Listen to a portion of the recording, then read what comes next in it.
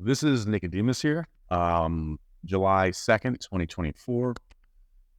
And I was watching this video the other day, and it was about manifestation. And it was telling me that when you're about to go to sleep and you feel that, like, that in between, like you close your eyes and just let go, you start counting by the hundreds: 100, 200, 300, 400. And this guy was saying, hey, I made it to like 50,000, and, just money just pops out of the field, quantum entanglement, blah, blah, blah, blah, blah. My question is, like, does that stuff work?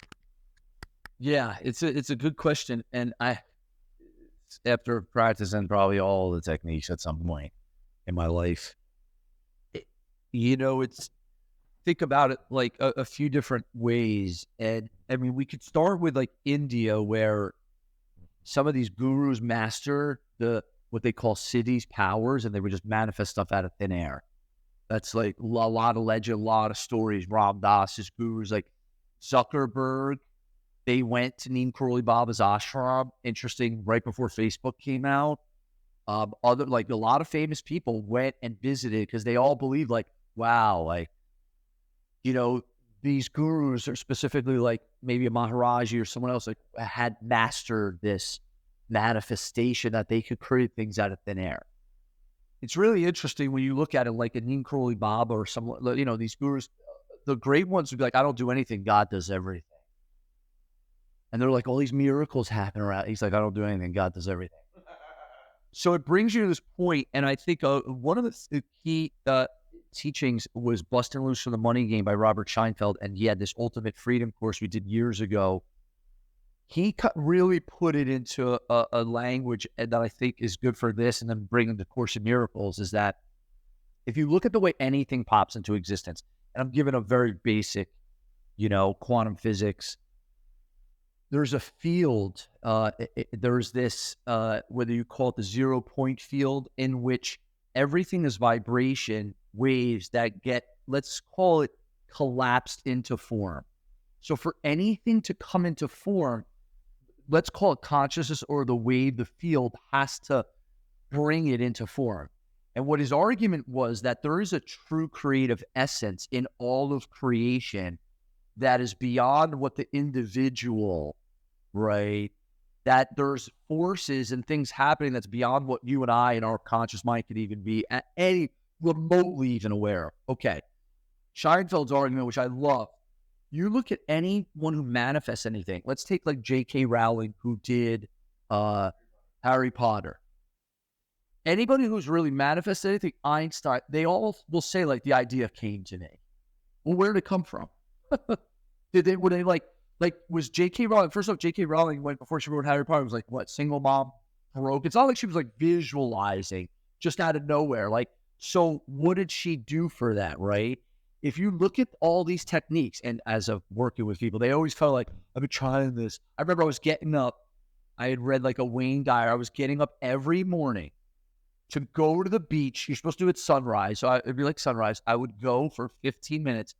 And Wayne Dyer, in his book, Manifest Your Destiny, this go back a long, 15, 20 years ago. Manifest Your Destiny is like, if you do this in the morning and at night, you will manifest anything you want. You got to go out. So I would go up to the beach, close my eyes, and in the morning, 15 minutes, you would start silent, the ah sound. So ah is like the orgasm, the creation, and you visualize what you wanted. And then at night, you do this like boom meditation, where you'd start internally, and then you would start chanting it, and then it would get louder, and you visual. And at night, you give thanks for the manifestation. Dude, I did that thing, and then the market crashed right after. And I was like, oh, no, we're going to grow this bit. And then 2007, 2008 came, and I, like, everybody lost everything. Like, we had nothing. It was like, just that manifestation technique didn't work. And if you ask anyone, they'll go and practice this technique 100 times. It finally worked. Well, what Scheinfeld or other people's argument is, like, when it worked, it was only because, let's call it true creative essence, God's will for it to work. And you just happened to line up to what was supposed to be. Now, people don't like to hear that because we want to believe that we have some type of control. But think about this. Nobody knows what the next moment's going to be. So even if you go like, I'm going to visualize. Now, it doesn't mean, though, that I start to come up with this idea. If I visualize it, what if it already, like, what? This is a difficult conversation now. So we're going to just preface this, because this is an age-old question in India. Do we have free will, or is our life determined? Now, determined is a really tricky concept, because it means like who you're going to marry. Like, is there a contract when you come in? Like my wife, like I feel like we're soulmates. Like we knew each other before. Like a lot of people report that. So does that mean your life is already set up? Is your life like a movie that's just unraveling right now? Like, how is it that I can have a dream and then the dream happens the next day? Everybody, how is it that you could think of someone you haven't talked to in years and then they call you? Like, how do people have premonitions and they happen? Does that mean that it was already going to happen and that's why they had the premonition? Like, with time, it looks like it's going one way, but it's illusory. What if everything already is? Then your manifestation techniques and attraction is out the window. So in India, for thousands of years, they've been asked this question: do I have free will, or is it determined? And I want to say this, not to be like sound paradoxical or fortune cookie. It's almost like it's both. So we act like we have free will. Everything that comes, God's will. Nothing that happens outside. So actually then, what you start to realize is I'm driving in the passenger seat. See, when people are doing the manifestation, like all this stuff, they think they're in the driver's seat, but you're not in the driver's seat. And that pisses people off. Because think of it like this. Everybody, and this is in the Eastern mysticism and all this, and non-duality, and vitamin dot, all this, like your biggest obstacle is you believe you're the doer of your life. But what they would say is like, you're being done. Like, so people don't like that because it doesn't sell. Like I came here financed by God. Like, I don't really like that. But this is where everybody's suffering comes from, because they think they're running the show. And we all know, like, you're pretty shitty at running the show, aren't you? Like, I mean, I don't know about you. Like, I tell people all the time, like, you left it up to me, I just would screw it up. There's a line in, I think it's NA or AA or something. It's like, your best thinking got you here. Your best thinking got you here. Like, you're on rock bottom. That's your best thinking. And then what do they do? Like, higher power. Okay. Now, if God's a weird word, in India, my teachers were like, it's consciousness, everything. Nothing can show up in consciousness unless consciousness wills it. Now, I think if you bring it all together now, I think what the gurus figured out and the cities, they just aligned their will with God's. That's why these greats were like, I do nothing, God does everything. Now, I'll say this, though. I've found myself somewhere in the middle. It's great to think positive. Like, absolutely, we should think abundantly. Keep a picture of not the specifics. Like the Course says, idols are specific, but your will is universal. So rather than you go, I want X amount of money because it's going to give me peace. How about I want peace? I want to manifest peace, the experience of peace, the experience of freedom. You have every right to chase after that. But the thing about it is, what you start to realize is nobody wants money for money. They want it for what they think it's going to give them. So like they equate money with security. They equate money with maybe like, look, money became our God, right? Well, the thing about it, or manifestation, like what anyone, like obviously, I like work with billionaires, nobody is going, I made 500 million and now I finally feel I've got all the power in the game. There's nobody that thinks that, because it's already baked in. If you don't realize you're dreaming the dream, you're a slave to the dream, and the dream's happening to you and you're at the mercy of it. And there's no other way out of the nightmare except that. You can't manifest your way out of the nightmare. Like if I could just get more love, okay, from others, or maybe I could just get more sex, if I could just get more money, and maybe I'll get more drugs, or if I could just get higher, if I could just get the sex and high with the money, maybe that'll, like, dude, it's like a never ending, right? And now the techniques and all these things. What you start to realize, the Course says, the world I see holds nothing that I want.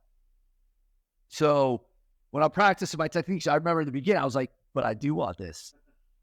I do. I got people like, Chris, you got me reading the world I see holds nothing that I want. And then I go on my Instagram and it's like Ferraris and like women and watches and whatever, all this stuff. And you're like, damn, which is it? So the Course is like, the world I see holds nothing that I want. You can't stop there because it'll be depressing for most people, for the ego, right? The world I see holds nothing I want. What's the point? That's where people go to nihilism. There's no point in it. That the next lesson after is like, beyond this world, there is a world that I want. And that's a world that you have every right to manifest and chase after. And that's a world in your thoughts of peace, of joy, of freedom, of abundance, of your inheritance, which the Course calls the real world.